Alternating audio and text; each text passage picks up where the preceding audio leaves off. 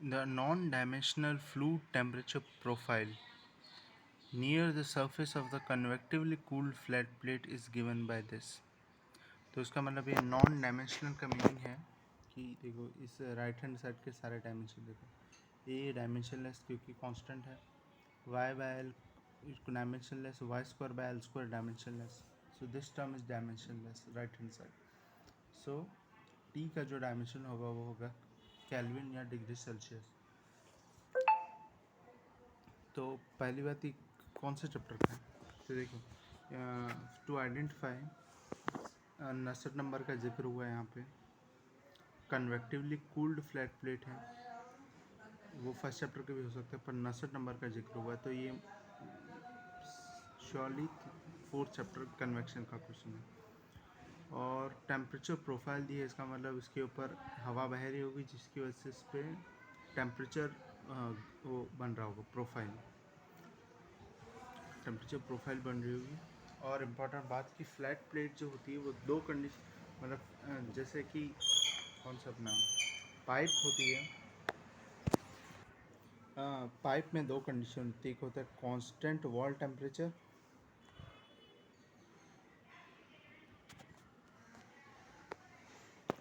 Constant wall temperature और constant heat flux, दोनों अलग अलग होते हैं.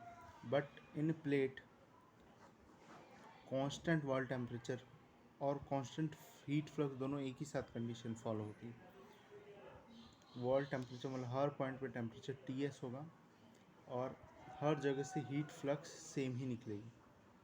तो question is asking to find heat flux. He is asking Nusselt number. For that we have to find the heat flux. There are two methods to solve this. सबसे पहले ये दिखा फ्लैट प्लेट के ऊपर एरिया और temperature profile दिखा, मतलब you can apply heat transfer through the plate is equal to K F A D T upon D Y at Y is equal to zero. So how did you identify that ये temperature, क्योंकि plate में जो है temperature profile हर जगह change हो सकता है.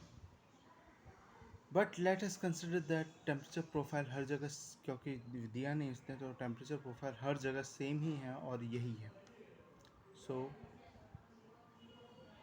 एट सर्टेन लोकेशन, सपोज यहाँ पे क्या होगा, heat K F into D T upon D Y, और पूरी एरिया में K F into area into D T upon D Y at Y is equal to zero.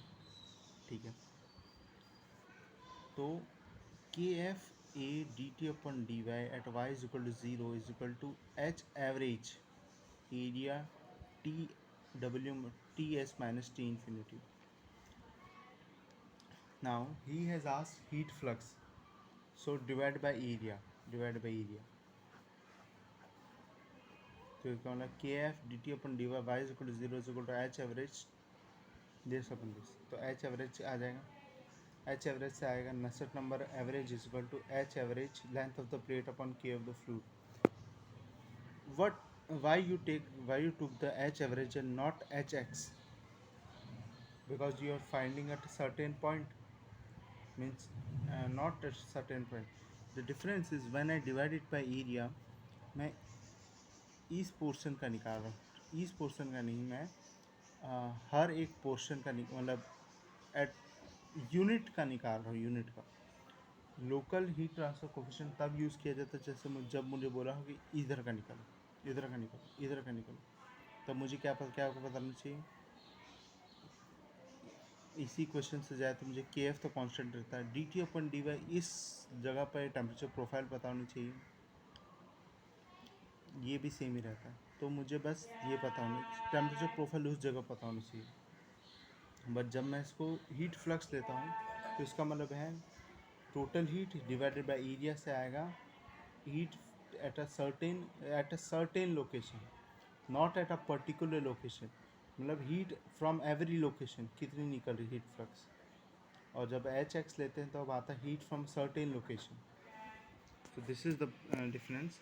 And anyway, in question they never asked in any question that do not ask hx, they always ask h average and Nusselt number average. So this was the one method to find the heat flux. No, first find heat flux, which comes out to kf dt upon dy at y is equal to 0. Put in the given Nusselt equation and find the solution, or find h average, then find nu, and then compare. You can find the answer. So the answer comes out to be uh, this option. And this question belongs to convection, forced flow convection on a flat plate. Okay.